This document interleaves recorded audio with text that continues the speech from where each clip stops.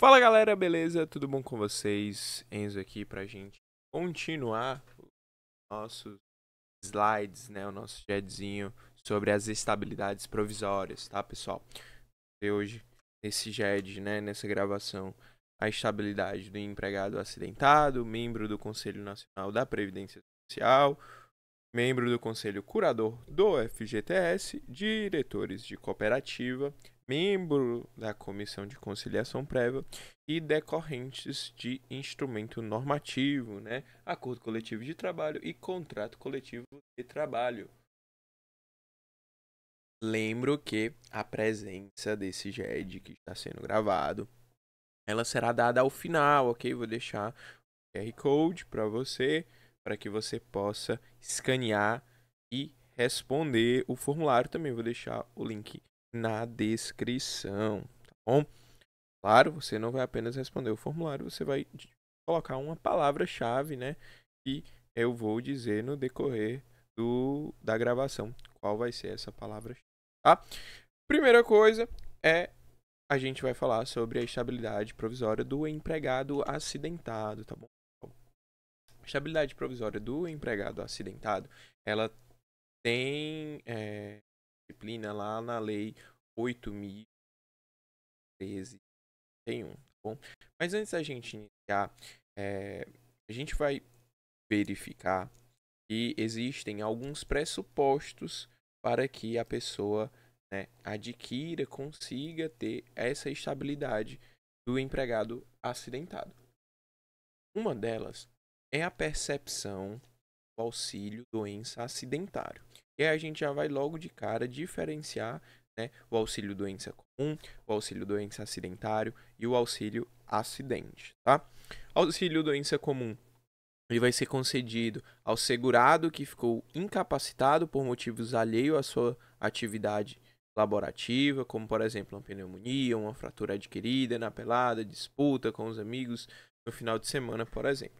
O auxílio doença acidentário, ele vai ser o auxílio doença acidentário, benefício concedido ao segurado que ficou mais de 15 dias incapacitado para o trabalho em decorrência de acidente de trabalho ou doença ocupacional. E o auxílio acidente é aquele de natureza indenizatória, pago ao segurado do INSS quando, em decorrência de acidente, apresentar sequela permanente que reduza sua capacidade para o trabalho. Então, o que é que a gente precisa observar? Primeiro, para, né, um dos pressupostos, como a gente já comentou, é a percepção do auxílio doença acidentário, tá bom?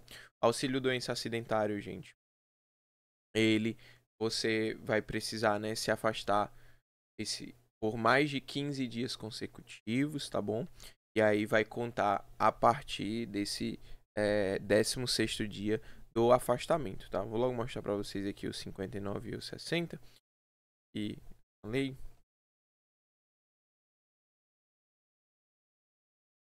O auxílio doença será devido ao segurado que, havendo cumprido, quando for o caso, o período de carência exigido nesta lei, ficar incapacitado para o seu trabalho ou para a sua atividade habitual por mais de 15 dias consecutivos. O auxílio doença será devido ao segurado empregado a contar do 16º dia do afastamento da atividade, e no caso dos demais segurados, a contar da data do início da incapacidade, enquanto ele permanecer capaz. Esse aqui, por exemplo, é no caso do auxílio acidente, né? Uma sequela permanente, por exemplo. E aí, a gente precisa verificar o que de fato vai ser um acidente de trabalho. E aí, o acidente de trabalho, gente, vai ser muito caracterizado ali pelo tempo que você tiver à disposição da empresa, tá? A serviço, a exercício do seu trabalho, da sua empresa. Acidente do trabalho é o que ocorre pelo exercício do trabalho a serviço de empresa ou de empregador doméstico, tá? Ou pelo exercício do trabalho dos segurados referidos no inciso 7 do artigo 11 desta lei, provocando lesão corporal ou perturbação funcional que cause a morte ou a perda ou a redução permanente ou temporária da capacidade para o trabalho. A empresa é responsável pela adoção e uso das medidas coletivas e individuais para a proteção e segurança da saúde do trabalhador. Constitui contravenção penal, punível com multa, deixar a empresa de cumprir normas de segurança e higiene do trabalho.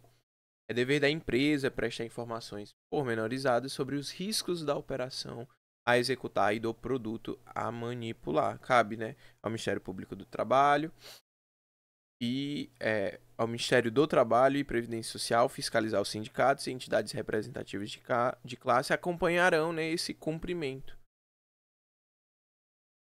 Consideram-se acidente de trabalho, doença profissional, assim entendida ou produzida ou desencadeada pelo exercício do trabalho peculiar a determinada atividade e constante na respectiva relação elaborada pelo Ministério do Trabalho e Previdência Social. Doença do trabalho, assim entendida, adquirida ou desencadeada em função de condições especiais em que o trabalho é realizado e com ele se relacione diretamente, né, constante da relação mencionada no inciso 1, e não são consideradas como doença do trabalho. Muito importante. Doença degenerativa, inerente a grupo etário, a que não produzem incapacidade laborativa, claro. A doença endêmica adquirida por segurado habitante de região em que ela se desenvolva, salvo comparação de que é resultante de exposição, contato direto determinado pela natureza do trabalho. Equiparam-se também ao acidente de trabalho. Gente, esse artigo 21 é muito importante, ó. O acidente ligado ao trabalho que, embora não tenha sido a causa única, haja contribuído diretamente para a morte do segurado, para a redução ou perda da sua capacidade para o trabalho, ou produzido lesão que exija atenção médica para sua recuperação. O acidente sofrido pelo segurado no local e no horário de trabalho, em consequência de ato de agressão, sabotagem, terrorismo praticado por terceiro ou companheiro de trabalho, ofensa física intencional, inclusive de terceiro, por motivo de disputa relacionada ao trabalho, ato de imprudência, negligência ou imperícia, ato de pessoa privada do uso da razão, incêndio, inundação e outros casos fortuitos, doença proveniente de contaminação acidental do empregado no exercício da atividade, acidente sofrido pelo segurado, ainda que fora do local e no horário de trabalho, na execução de ordem ou na realização de serviço sob a autoridade da empresa, gente. É muito importante, hein? É o que geralmente é cobrado. Na prestação espontânea de qualquer viagem à empresa para lhe evitar prejuízo ou proporcionar proveito. C, ó, poxa, esse C aqui é batata.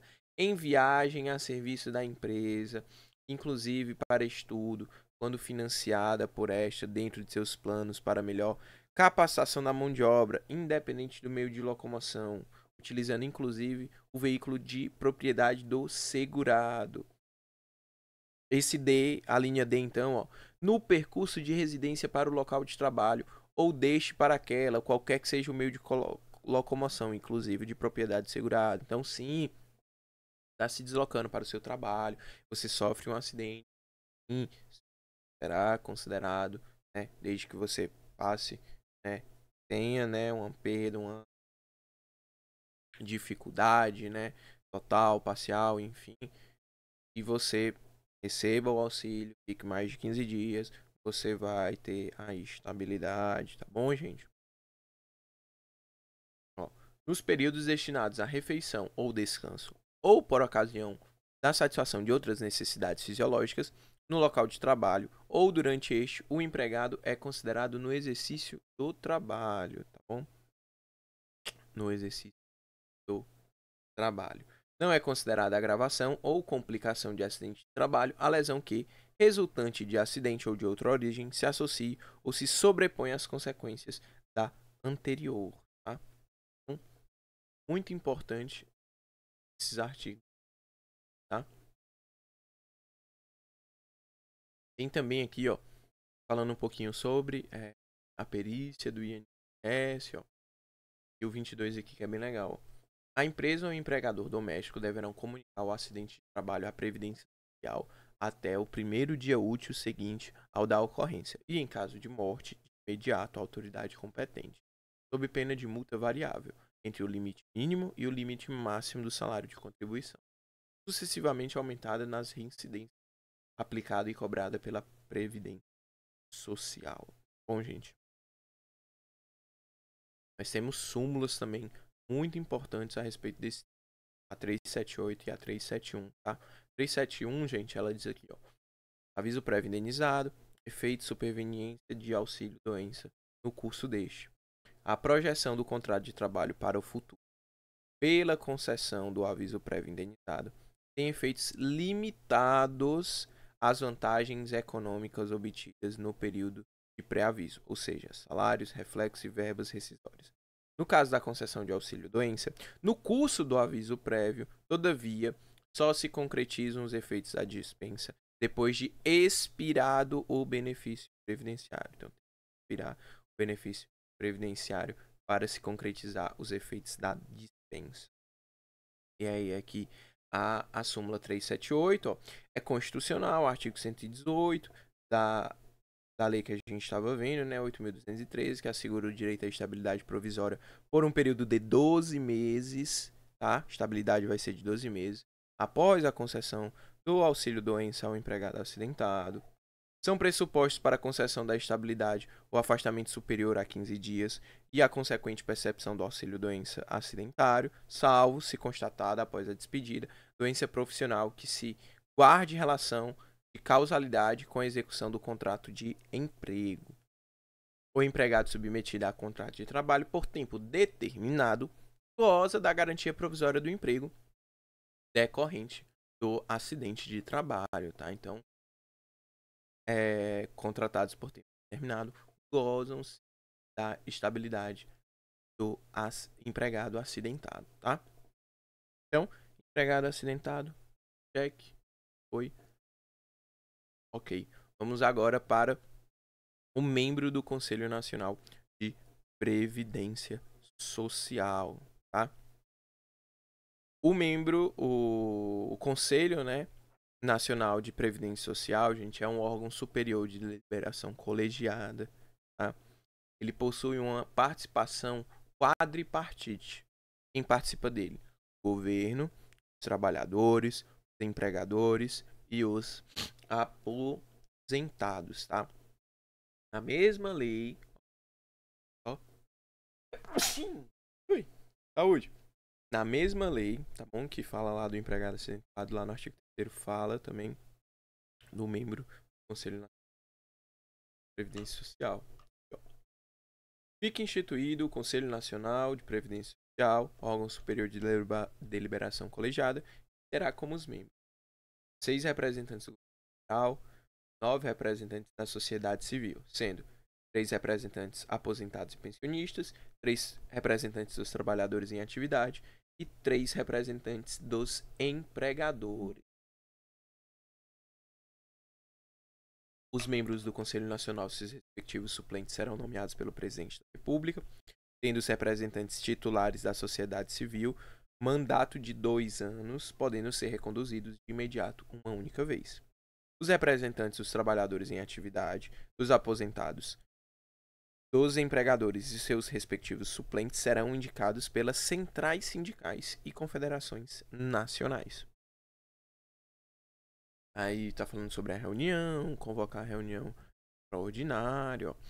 As ausências ao local de trabalho dos representantes dos trabalhadores em atividades decorrentes das atividades do Conselho serão abonadas, computando-se como jornada efetiva trabalhada para todos os fins e efeitos legais. Não vai sofrer nenhum desconto quando estiver ausente do seu trabalho em virtude das atividades decorrentes de ser conselheiro, né? Aos membros do Conselho Nacional da Previdência Social, enquanto representantes dos trabalhadores em atividades, representantes dos trabalhadores, lembrem, titulares e suplentes, é assegurada a estabilidade no emprego da nomeação até 1 ano após o término do mandato de representação, somente podendo ser demitidos por motivo de falta grave, regularmente comprovada através de processo judicial, tá? Então, serão nomeados pelo presidente da República, mandato de 2 anos, permitida a recondução uma única vez, indicados pelas centrais sindicais e confederações nacionais, quando a estabilidade, né, vai até 1 ano após o término do mandato. Tá?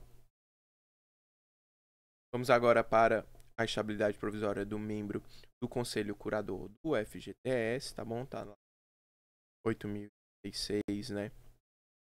Ele que vai lá e reger, tá? Eu aberto também já. Nesse caso, né, vai ser um colegiado tripartite, bom?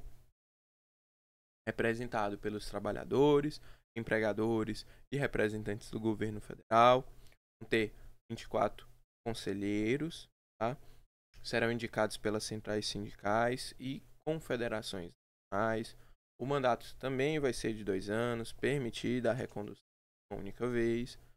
A estabilidade vai durar até 1 ano após o término do contrato e ela vai ter estabilidade tanto os efetivos quanto os suplentes.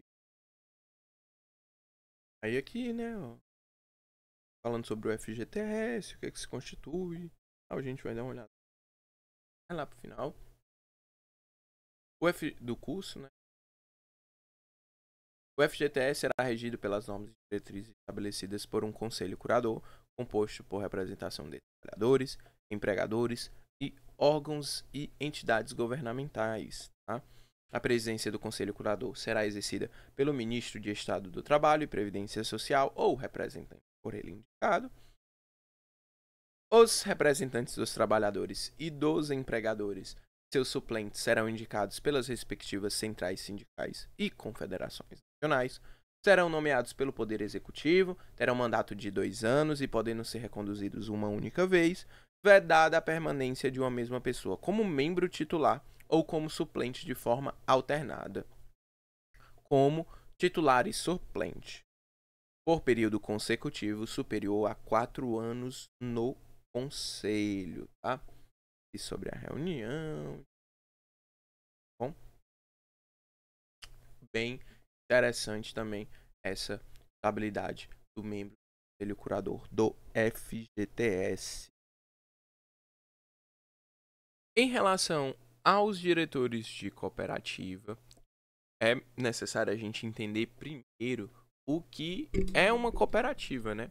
Uma cooperativa, gente, ele basicamente ela vai ser uma sociedade que as pessoas físicas, né, e aí pelo menos pessoas físicas, vão se juntar, vão se unir e vão trabalhar em cooperação, uma ajuda mútua para que juntas elas consigam alcançar alguns objetivos econômicos, sociais, que não conseguiriam sozinha, né? Então, por exemplo, conseguir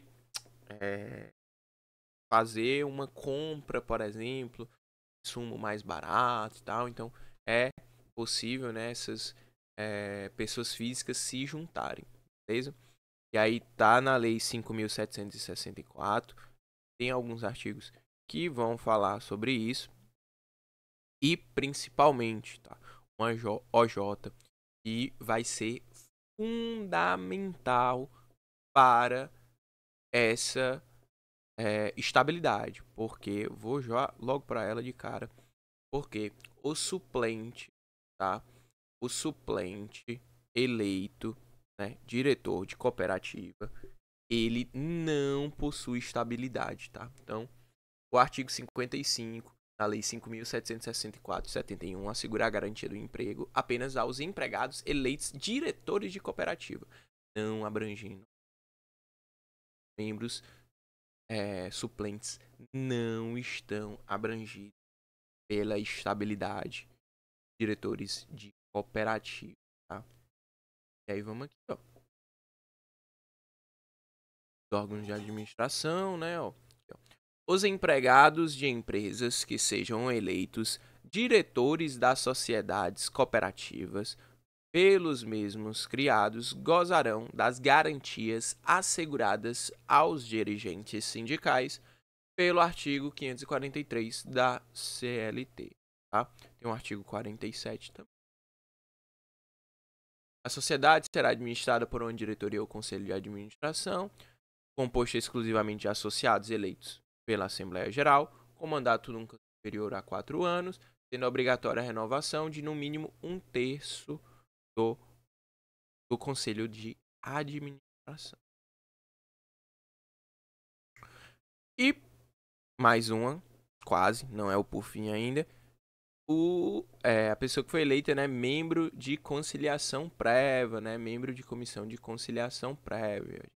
Tá lá na CLT, lá no 600 vamos olhar lá.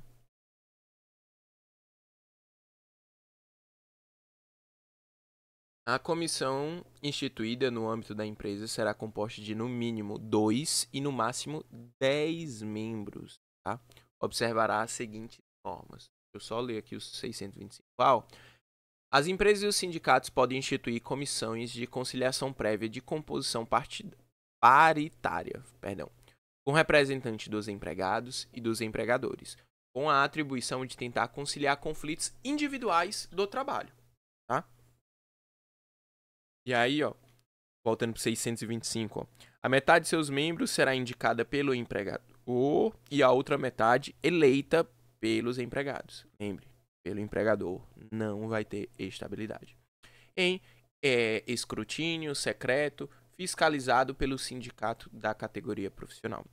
Haverá na comissão tanto suplentes quanto forem os representantes titulares, tá? O mandato de seus membros titulares e suplentes é de 1 ano, permitido a recondução.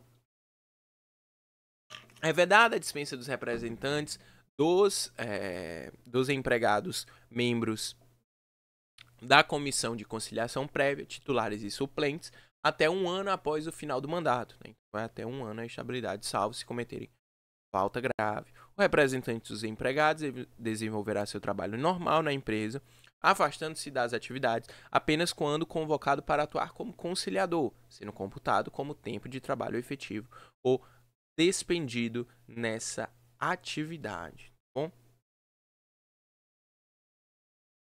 Então, mínimo 2 e 10 membros no máximo. Metade vai ser indicada pelo empregador e a outra metade eleita pelos empregados. Mandato de 1 ano, permitida a recondução. Representantes dos empregados, né, que vão ter essa estabilidade, lembrando, abrange os titulares e suplentes, e a estabilidade vai até 1 ano após o final do mandato. E, agora sim, para a gente finalizar, a estabilidade decorrente de instrumento normativo, acordo coletivo ou contrato coletivo de trabalho, né? Tá lá no artigo 7º da Constituição, o reconhecimento das convenções e acordos coletivos de trabalho. Gente, algumas categorias, né, enfim, lutam e buscam, né, justamente a partir dos acordos coletivos ou dos contratos coletivos, alguns benefícios e algumas estabilidades, tá? E aí, professores, por exemplo, tem algumas coisas relacionadas a isso, mas não é algo de maneira geral ali que eu vê no dia a dia, na prática, de uma maneira mais rotineira, costumeira, bom? E aí, aqui, agora, a gente encerra as nossas estabilidades provisórias, tá bom?